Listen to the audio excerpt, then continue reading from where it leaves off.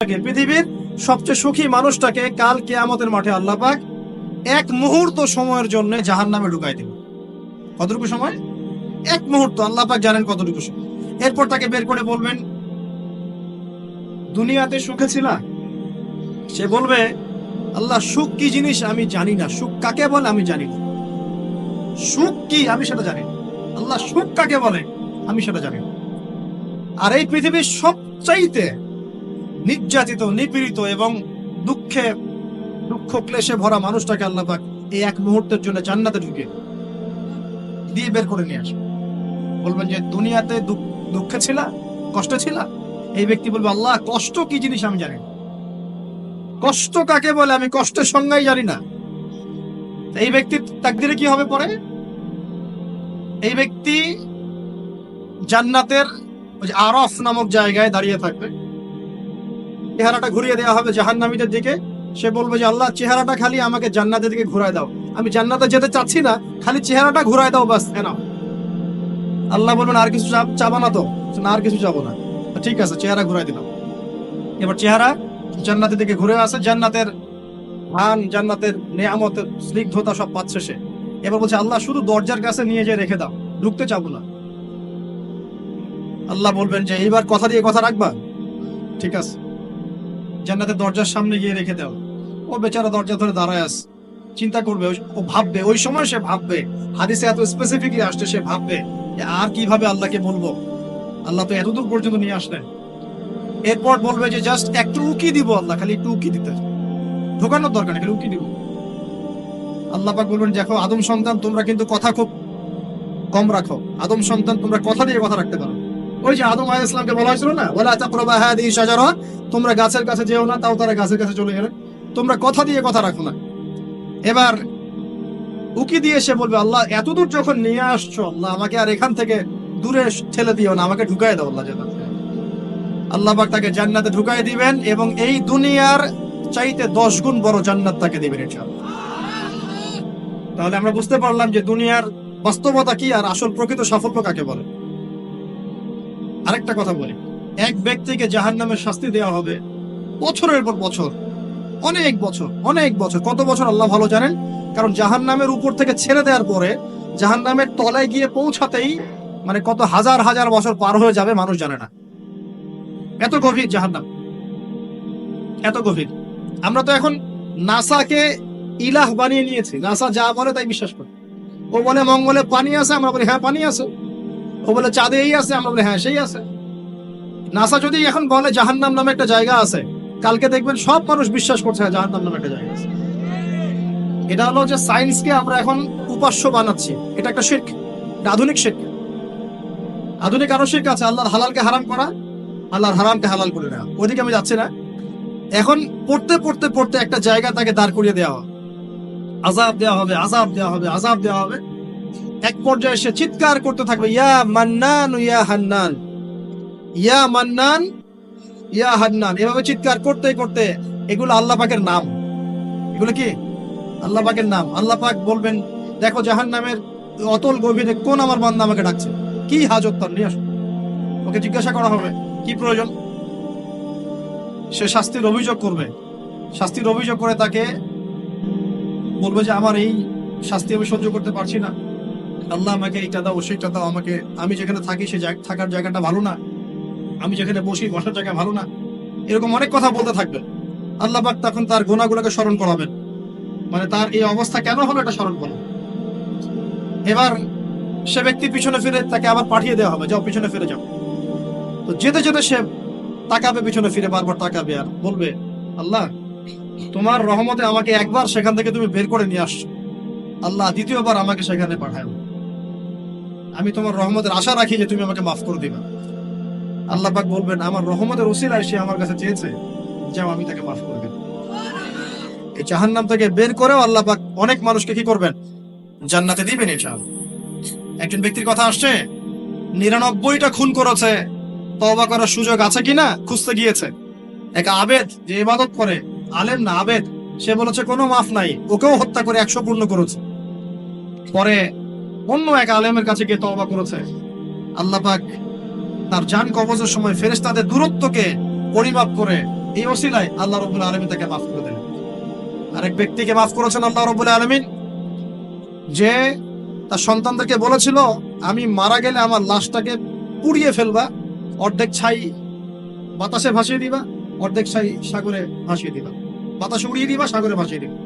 আল্লাহ পাক ছাই জড়ো করেছেন, করে বলেছেন কেন করেছো এই কাজ? সে বলবে মিন খাশিয়াতিকা ইয়া রাব্বি, হে আল্লাহ তোমার ভয়ে কাজ করেছিলাম, আর তুমি খুব ভালো করে জানো হে আল্লাহ আমি তোমার ভয় করেছি না অন্য কোনো কারণে করেছি। আল্লাহ পাক তাকে বলবেন যাও আমি তোমাকে মাফ করে দিলাম। এক নারীর কথা আসছে, ব্যভিচারী মহিলা, জিনা করে, পতিতা মহিলা, একটা কুকুরকে পানি পান করিয়েছে, আল্লাহ তাকে মাফ করে দিয়েছে। আর একজন লোকের কথা আসছে যে তার বন্ধুকে এতটুকু বলেছিল, একজন ব্যক্তি তার বন্ধুকে এতটুকু বলেছিল যে আল্লাহ তোকে কোনোদিন মাফ করবে না, আল্লাহ তোকে কোনোদিন মাফ করবে না। এরকম কথা কিন্তু আমরা অনেকে বলে ফেলি। আল্লাহ পাক মৌতের পরে এই দুই ব্যক্তিকেই ডাকবেন, কিয়ামতের মাঠে ডাকবেন, এটা বারজাকে হয়েছে। বলবেন আমার রহমত নিয়ে কথা বলার ইখতিয়ার তোমাকে কে দিয়েছে? আমি কাকে মাফ করব কাকে করব না এই কথা বলার ইখতিয়ার তোমাকে কে দিয়েছে? আজকে আমি তাকে মাফ করে দিলাম, তোমাকে জাহান্নামে দিয়ে দিলাম, চাপ চলে যাবে। অতএব আল্লাহ রাব্বুল আলামিনের এই বিশাল রহমত আমরা পাবো, আশাবাদী ইনশাআল্লাহ। এই কারণে আমাদের প্রথম যে বিষয়টা ফোকাস করতে হবে, আল্লাহ রহমত পেতে হলে আমাদের অবশ্যই বস্তুবাদিতা ত্যাগ করতে হবে। আল্লাহ পাক দুনিয়া পছন্দ করেন না, দুনিয়ার মোহে যারা ডুবে থাকে আল্লাহ এদেরকে পছন্দ করেন। দুনিয়া প্রয়োজন, যতটুকু আমার দরকার আমি করব, যতটুকু প্রয়োজন নাই এই বিষয়টা আমি পেতেই হবে, চাই চাই আরো চাই, হ্যাঁ দু হাতে চাপাও হাত পেতে নাও, ঋণ করে ঘি খাও, এইসব দর্শনের ধার ধারবো না আমরা ইনশাআল্লাহ। আমাদের দুনিয়া চলে গেলে যাক, বাকির খাতা পূর্ণ হোক ইনশাআল্লাহ তাআলা। আর এই দুনিয়াতে এসেছি আল্লাহর ইবাদত করার জন্য। শিখলাম, জানলাম, বুঝলাম ইবাদত মানে শুধুমাত্র নামাজ, রোজা, হজ, যাকাত নয়। এগুলো অবশ্যই ইবাদত, কিন্তু এগুলোই ইবাদত নয়, বরং আমাদের জীবনের প্রতিটা কাজই ইবাদত। আমাদের স্ত্রীর মুখে ভাত তুলে দেয়া পর্যন্ত, একটা মুসলিম ভাইয়ের সাথে হাসি মুখে কথা বলা পর্যন্ত, মুসাফা করা পর্যন্ত, এভরি সিঙ্গেল ওয়ার্ড যা আমরা এই দুনিয়াতে করি এগুলো ইনশাআল্লাহ তাআলা ইবাদত বলে কাউন্ট হবে যদি আমরা এগুলোকে তিনটা পদ্ধতিতে করি। এক, আল্লাহর সন্তুষ্টির জন্য করি, দুই, রাসূলের পদ্ধতিতে করি, এবং হালাল খেয়ে করি। ইনশাআল্লাহ তাআলা আল্লাহ পাক আমাদের সবাইকে এভাবে ইবাদত করার তৌফিক দান। আর শেষ করার আগে আমি আর কয়েকটা পয়েন্ট টাচ করে শেষ করে দিচ্ছি, রাত অনেক গভীর হচ্ছে। আসন্ন রমজান মাস আমাদের সামনে আছে, আমাদের সামনে বলতে এই তো 2 সপ্তাহ হয়তো বাকি নাই। আমি কয়েকটা পয়েন্ট খালি আপনাদের সাথে শেয়ার করবো, যে এই পয়েন্টগুলো যদি একটু ফোকাস করি, রমজান মাসটা গুনাহ মাফের উৎসব হবে ইনশাআল্লাহ। আমরা কলেজ লাইফে পড়তাম একটা ওয়ার্ড, উৎসবের উৎসাহ। উৎসবের উৎসাহ, এই যে ছায়ানট, উদীচী, এইসব জায়গায় যারা থাকে না, এরাও এই শব্দগুলো জানে ভালো।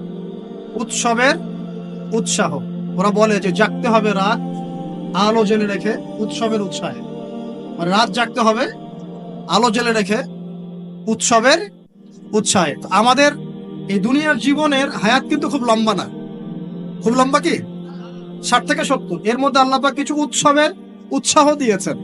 যেমন শবে বরাত, যেমন শবে বরাতের রাত, এই রাতে ব্যক্তিকেন্দ্রিক তো কিছু ইবাদত করা যায়, সামগ্রিক না হয়। এই রাতে আল্লাহ পাক সবাইকে মাফ করে, 2 শ্রেণীর মানুষ বাদ দিয়ে, মুশরিক, মুশাহিদ, শিরক করে যারা, হিংসা বিদ্বেষ পোষণ করে যারা, এদের বাদ দিয়ে। শাবান মাস বেশি বেশি নবী রোজা রাখতেন, আরাফার দিন, আশুরা, মুহররম, জিলহজ মাসের প্রথম 10 দিন, কিছু উৎসবের উৎসাহ আল্লাহ দিয়েছেন, তাই না? সবচেয়ে বড় উৎসব কোনটা বলেন তো? এই যে রমজান মাস। এখন এই মাসে আলো জ্বালা থাকবে উৎসবের উৎসাহে। কিভাবে? প্রথম কথা বলি, দুনিয়াবি বাজার ঘাট, শপিং টপিং যা যা আছে আগে ভাগে এই কয়দিনে করে ফেলেন, যাদের সামর্থ্য আছে। যাদের সামর্থ্য নাই তারা, আমি বলেছি, প্রজেক্ট করতে হবে, সোশ্যাল প্রজেক্ট। আমরা সামর্থ্যবানদের টাকাগুলোকে কিছু সৎ মানুষ কালেক্ট করবেন, করে যাদের সামর্থ্য নাই তাদের ঘরে মাসের বাজার পৌঁছে দিবেন। করা যাবে না ইনশাআল্লাহ? আমরা যারা এসব জায়গায় থাকি আমরা মনে করি সোসাইটি সবাই এমন, সোসাইটির সবাই এমন নয়। অনেক মানুষ হয়তো খেয়ে পরে থাকতে পারে না, সবাই আমাদের মতো খায় না। আমরা 10টা আইটেম নিয়ে বসে খেতে, অনেকে আলু ভর্তা জোটে না, আছে না? আমরা আমাদের যাকাত, আমাদের ওসর, আমাদের ফিতরা, আমাদের সাদাকাতুল ফিতর, আমাদের সাদাকা এবং ইফতারের প্রজেক্টগুলোকে সুন্দর করে প্যাকিং করে 1 মাসের বাজার করে দেওয়ার ক্ষমতা আমাদের নাই। একজন করে পরিবারের দায়িত্ব নেওয়ার ক্ষমতা আমাদের নাই। আপনি একটা নেন, আপনি একটা নেন, আপনি একটা নেন, আপনি দুইটা নেন, আপনি পাঁচটা নেন। দেখবেন ইনশাআল্লাহ তাআলা যখন আমরা খাবার ভাগাভাগি করে খাবো, ইনশাআল্লাহ সমাজে দারিদ্রতা কমে যাবে ইনশাআল্লাহ।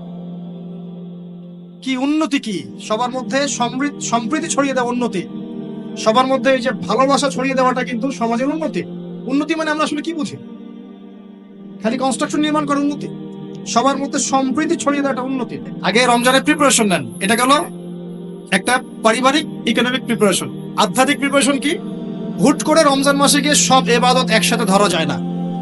এই কারণে এখন থেকেই নামাজ, তেলাওয়াত, তাফসীর পড়া, একটু তাহাজ্জুদ, চাশতের নামাজ, ইশরাকের নামাজ, জিকির আজগার, এগুলো একটু ধরার চেষ্টা করি, যাতে রমজান মাসে গিয়েই আমি একদম যেন মোমেন্টামটা যেন ধরতে পারি ইনশাআল্লাহ। আল্লাহ পাক তৌফিক দান করুন। 3 নাম্বার হচ্ছে অপচয় করবো না রমজান মাসে। অনেকদিন বলছি 5টা খেজুরে যদি ইফতার হয়ে যায়, 6 নাম্বার খেজুর আপনার খাওয়ার দরকার নাই, আপনি দান করে দেন। 2টো জামা দিয়ে ঈদ হয়ে যাচ্ছে, 4টা জামা কেনার দরকার নাই, বাকি 2টো দান করে দেন। আপনার পরিবারের জন্য যদি 30 কেজি চাল যথেষ্ট হয়, 40 কেজি কেনার দরকার নাই, বাকিটা দান করে দেন। বহু মানুষ রমজান মাসে ইফতার করবে, ইফতার করে আল্লাহর কাছে বদদোয়া করবে, দেখে নিয়েন, বলবো যে আল্লাহ আমি ইফতার করার খাবারটুকু পাচ্ছি না। পুরো বিশ্বের ইকোনমিক অবস্থা কিন্তু সুবিধার না। আস্তে আস্তে আমাদের এগুলো বুঝতে হবে। আল্লাহ পাক আমাদেরকে শুধু কোরআন তেলাওয়াত করলেই তো হবে না, এগুলো অর্থ তো বুঝতে হবে। কোরআন হাদিস দিয়ে বিশ্বটাকে তো ডিল করতে হবে, হবে কি না? আল্লাহ তৌফিক এনায়েত করুন। অপচয় না করি। আর রমজান মাস আসার আগেই আল্লাহর ওয়াস্তে সবার ঘরে ঘরে কোরআন এবং কোরআনের তাফসীর কেনা চাই। এই রমজান মাস আমরা কোরআন পড়ে শেষ করে দেবো ইনশাআল্লাহ। রমজান মাসের সবচেয়ে ইম্পর্টেন্ট জিনিসটা কি বলেন তো?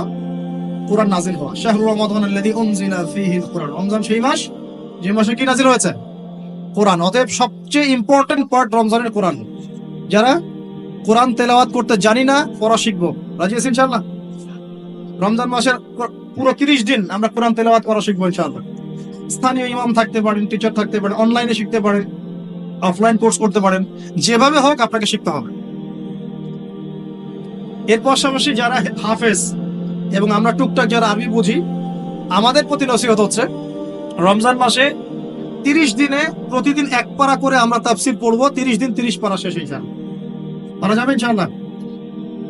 রমজান মাসে আর কি কাজ করব? তারাবি সালাত জামাতে পড়ার চেষ্টা করব। আর যে তারাবি জামাতে পড়বে সে 5 ওয়াক্ত নামাজ তো অবশ্যই জামাতে পড়তে হবে।